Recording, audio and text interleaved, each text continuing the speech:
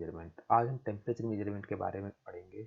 आज के टॉपिक में हम टेम्परेचर मेजरमेंट, टेम्परेचर स्केल और टेम्परेचर मेजरमेंट का कॉन्सेप्ट क्या होता है उसके बारे में हम पढ़ेंगे। तो आइए देखते हैं टेम्परेचर मेजरमेंट। सबसे पहले हम जानेंगे टेम्परेचर मेजरमेंट क्या होता है। Temperature is the measure of heat in the body. Temperature के द्वारा हम बॉडी का जो हीट होता है उसको मेजर करते हैं। Temperature characterises the body as hot और cold. The SI unit used to measure the temperature in Kelvin. The other scales used to measure the temperature are Celsius or Fahrenheit. The instrument which is used for measuring temperature is a thermometer. Temperature के द्वारा हम body का जो heat है temperature को major करते हैं और टेम्परेचर का मेन कैरेक्टर होता है कि वो बॉडी का हॉट और कोल्ड को मेजर कर सके। इसकी जो SI यूनिट होती है वो होती है केल्विन में। टेम्परेचर को SI यूनिट जो होती है वो केल्विन में होती है। और इसके अदर कुछ स्केल्स होते हैं जिसमें सेल्सियस एंड फ़ारेनहाइट भी होते हैं टेम्परेचर मेजरमेंट में। यह एक ऐसा इंस्ट्रूमेंट होता है जिसके द्वारा हम थर्मोमीटर के द्वारा हम टेम्परेचर को मेजर करते हैं। थर्मोमीटर होता है जिसके द्वारा हम टेम्परेचर को मेजर करते हैं, यही टेम्परेचर मेजरमेंट होता है। तो टेम्परेचर मेजरमेंट का मेन काम होता है कि बॉडी का जो हीट है उसका मेजर करना टेम्परेचर मेजरमेंट होता है। इसके द्वारा हम बॉडी का हॉट एंड कोल्ड को मेजर कर सकते हैं। और इसकी जो SI यूनिट होती है वो केल्विन होती है और इसके और भी कुछ स्केल होते हैं सेल्सियस एंड फ़ारेनहाइट। और थर्मोमीटर के द्वारा हम टेम्परेचर को मेजरमेंट को मेजर करते हैं। जैसे कि आपके पास ये डायग्राम दिख रहा होगा, ये आपके पास थर्मोमीटर का डायग्राम है। थर्मोमीटर का डायग्राम में आपके पास डिग्री सेंटीग्रेड में भी होता है और फ़ारेनहाइट में भी निकाल सकते हो। अगर आपको सेंटीग्रेड में निकालना तो आप इस स्केल को फॉलो करोगे और अगर आपको फ़ारेनहाइट में निकालना तो इस स्केल को फॉलो करोगे। जैसे हम ह्यूमन बॉडी में इसको टच करते हैं, कॉन्टेक्ट में लाते हैं, तो कॉन्टेक्ट के द्वारा ये सेंसर के द्वारा आपका जो बॉडी का टेम्परेचर होगा वो सेंस करेगा, जिसके द्वारा हमारे पास जो ये लिक्विड होगा ये हमारे पास ऊपर की तरफ टेम्परेचर को मेजर करके बताएगा। इसको स्केल के सामने आ जाएगा, इसको हम मेजर करेंगे, ये टेम्परेचर मेजरमेंट होता है।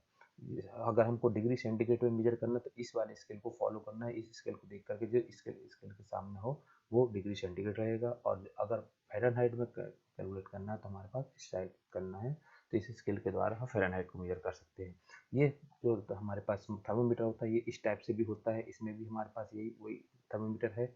ये हमारे पास सेंसर पॉइंट है और ये स्केल मेजरिंग स्केल दिया हुआ है जिसमें हमारे पास एक साइड दिया है डिग्री सेंटीग्रेड, एक साइड दिया है फ़ारेनहाइट में। इसके द्वारा हम टेम्परेचर को मेजर कर सकते हैं। एक हमारे पास ये होता है थर्मोमीटर का गन होती है, इसके द्वारा हम बॉडी का टेम्परेचर मेजर करते हैं।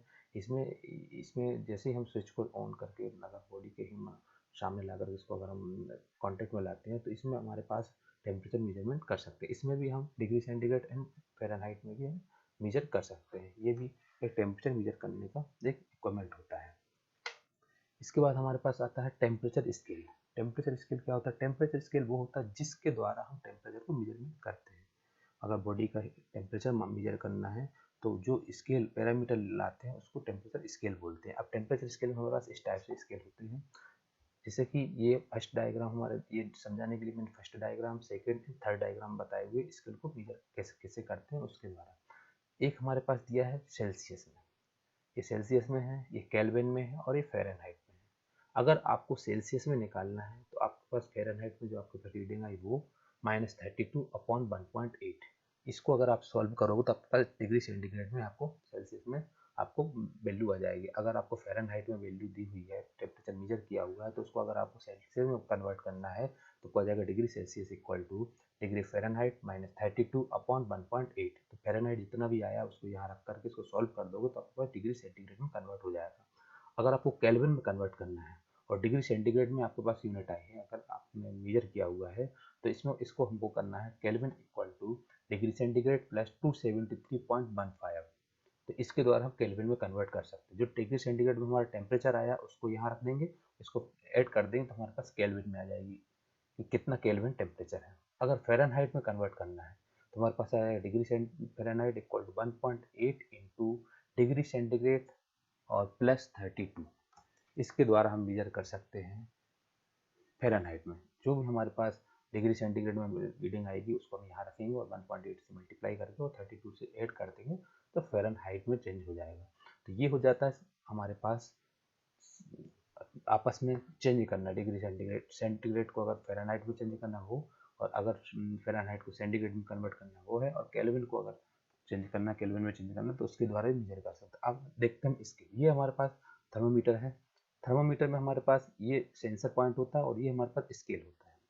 ये क्लोज टाइप का होता है, इसमें जो ग्लास होता है, ग्लास से ये क्लोज रहता है पूरी तरह से, और इसमें एक लिक्विड मरकरी भरी जाती है जिसके द्वारा हम इसको रीडिंग में, जैसे हम ह्यूमन बॉडी में लाते हैं, अगर हमारे पास इसमें 0 डिग्री सेंटीग्रेड अगर टेम्परेचर आता है तो वो freezing point of water, water का फ्रीजिंग पॉइंट कहलाता है। और जब 100 डिग्री पे पहुंच जाता है 100 सेंटीग्रेड पे, तो बॉइलिंग पॉइंट ऑफ वाटर हो जाता है, वाटर का बॉइलिंग पॉइंट होता है। तो हमारे पास जो डिग्री सेंटीग्रेड में अगर हम बात करें, सेल्सियस में बात करें, तो 0 डिग्री सेल्सियस में पर फ्रीजिंग पॉइंट होता है, फ्रीजिंग पॉइंट ऑफ वाटर, और 100 डिग्री सेंटीग्रेड पर बॉइलिंग पॉइंट ऑफ वाटर होता है। सेकंड हम केल्विन में देखेंगे अगर हम, तो केल्विन में हमारे पास वही सेम टू सेम ये सेंसर है और इसमें स्केल लगा हुआ है, और इसमें अगर हमको freezing point of water kelvin में अगर कोई पूछता है तो इसमें आपको 273.15 डिग्री 273.15 केल्विन जो रहेगा हमारे पास, वो आपके पास फ्रीजिंग पॉइंट ऑफ वाटर रहेगा, और 373.15 डिग्री रहेगा, 100 डिग्री जुड़ जाएगा, तो ये हमारे पास हो जाएगा बॉइलिंग पॉइंट ऑफ वाटर। तो केल्विन में जो हमारे पास फ्रीजिंग पॉइंट ऑफ वाटर होता है 273.1, और केल्विन में बॉइलिंग पॉइंट ऑफ वाटर होता है 373.1। फ़ारेनहाइट में अगर हम देखें, फ़ारेनहाइट में चेंज करना तो आपको क्या होगा, degree Fahrenheit equal to 1.8 into degree Celsius plus 32, तो आपको इसमें रख दोगे आप सेल्सियस को, तो आप फ़ारेनहाइट में चेंज कर सकते हो। तो हमारे पास जब हमारे पास 32 फ़ारेनहाइट डिग्री फ़ारेनहाइट रहेगा तो वो फ्रीजिंग पॉइंट ऑफ वाटर कहलाएगा, और जब 212 डिग्री फ़ारेनहाइट रहेगा तो वो बॉइलिंग पॉइंट ऑफ वाटर कहलाएगा। तो हमारे पास 180 को ऐड करोगे यहाँ पर, इसमें 100 को ऐड करना है, इसमें 180 डिग्री फ़ारेनहाइट को ऐड करोगे तो आपके पास बॉइलिंग पॉइंट ऑफ वाटर। अगर कोई पूछता है सेल्सियस डिग्री सेल्सियस में फ्रीजिंग पॉइंट ऑफ वाटर कितना होता है, 0 डिग्री सेल्सियस होता है, और बॉइलिंग पॉइंट ऑफ वाटर होता है 100 डिग्री सेल्सियस। और केल्विन में भी अगर हम देखें तो 273.15 डिग्री केल्विन जो होगा वो फ्रीजिंग पॉइंट ऑफ वाटर रहेगा, और 373.15 केल्विन रहेगा तो वो बॉइलिंग पॉइंट ऑफ वाटर होगा। और 32 डिग्री फ़ारेनहाइट पर फ्रीजिंग पॉइंट ऑफ वाटर, और 212 degree Fahrenheit boiling point of water रहेगा। ये होगा एक टेम्परेचर स्केल को मेजर करने के लिए कि हमारे पास फ्रीजिंग पॉइंट और बॉइलिंग पॉइंट ऑफ वाटर किस किस पे रहता है। तो डिग्री सेल्सियस, केल्विन और फ़ारेनहाइट तीनों पे मैंने बताया हुआ है। फिर हमारे पास ये स्केल है, इस स्केल में हमको बताना है एब्सोल्यूट जीरो, वाटर फ्रीजेस और वाटर बॉयल्स कितने पर करेगा। तो ये हमारे पास थर्मामीटर है, ये फ़ारेनहाइट, ये सेल्सियस और ये केल्विन में दिया हुआ है। अगर हम फ़ारेनहाइट में देखें तो -459 डिग्री फ़ारेनहाइट पर ये एब्सोल्यूट जीरो रहेगा, और 32 डिग्री फ़ारेनहाइट पर वाटर फ्रीजेस करेगा, और 212 डिग्री फ़ारेनहाइट पर वाटर बॉयल्स करेगा फ़ारेनहाइट में। अगर सेल्सियस की बात करें तो -273 डिग्री सेल्सियस पर एब्सोल्यूट जीरो रहेगा, और 0 डिग्री सेल्सियस पर वाटर फ्रीजेस करेगा, और 100 डिग्री सेल्सियस पर वाटर बॉयल्स करेगा। अगर केल्विन की बात करें तो 0 केल्विन पर एब्सोल्यूट जीरो रहेगा, और 273 केल्विन पर वाटर फ्रीजेस करेगा, एंड 373 केल्विन पर वाटर बॉयल्स करेगा। तो आपको ये फ़ारेनहाइट, सेल्सियस, केल्विन, इसमें हम एब्सोल्यूट जीरो किस पे रहेगा, वाटर फ्रीजेस किस पे होगा, और वाटर बॉयल्स क्या करेगा, ये इसमें बताया हुआ है। ये सेम टू सेम है आपके पास टेम्परेचर इसका थर्मोमीटर। थर्मोमीटर में फ़ारेनहाइट में अगर हम बात करें, कोई -459 डिग्री फ़ारेनहाइट पर एब्सोल्यूट जीरो, 32 डिग्री फ़ारेनहाइट पर वाटर फ्रीजेस करेगा, 212 डिग्री फ़ारेनहाइट में वाटर बॉयल्स करेगा। इसी टाइप से सेल्सियस में अगर देखा तो -273 डिग्री सेंटीग्रेड पर एब्सोल्यूट जीरो रहेगा, और 0 डिग्री सेंटीग्रेड पर वाटर फ्रीजेस करेगा, एंड 100 डिग्री सेंटीग्रेड पर वाटर बॉयल्स रहता है।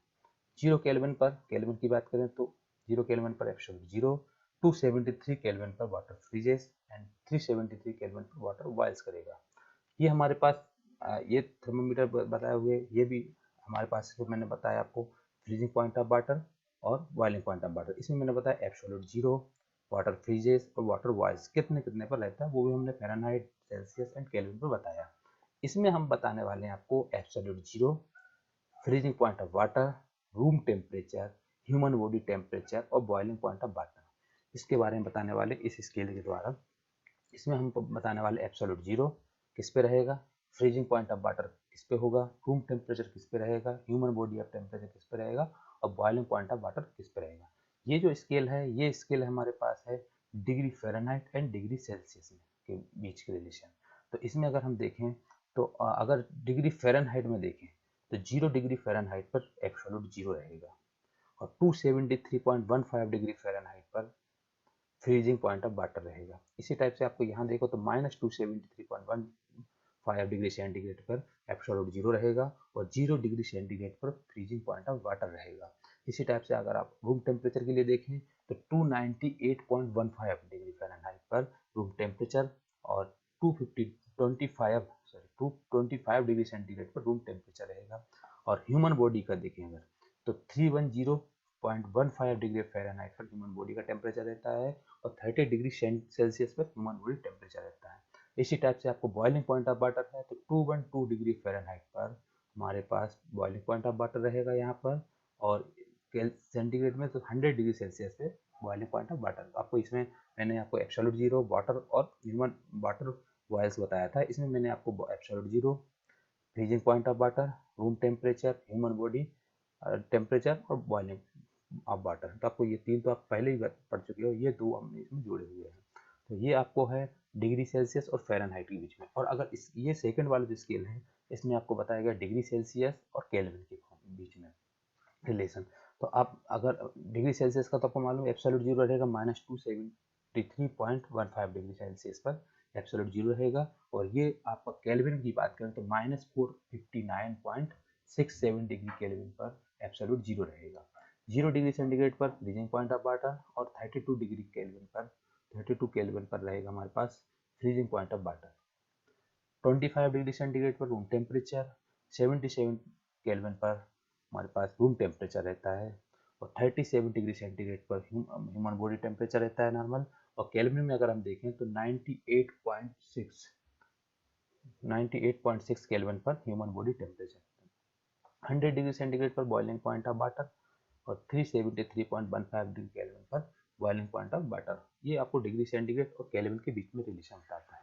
और ये जो हमारे पास थर्ड स्केल है वो आपको डिग्री फ़ारेनहाइट और केल्विन के बीच में रिलेशन बताएगा। तो 0 डिग्री फ़ारेनहाइट पर एब्सोल्यूट 0 और -459.67 केल्विन पर एब्सोल्यूट 0 होता है। इसी टाइप से 273.15 डिग्री फ़ारेनहाइट पर फ्रीजिंग पॉइंट ऑफ वाटर और 32 केल्विन पर freezing point of water.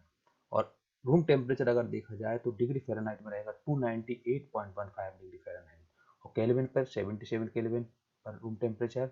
Human body आप टेम्परेचर देखें तो 310.15 डिग्री फ़ारेनहाइट पर ह्यूमन टेम्परेचर और 98.6 केल्विन पर ह्यूमन बॉडी टेम्परेचर।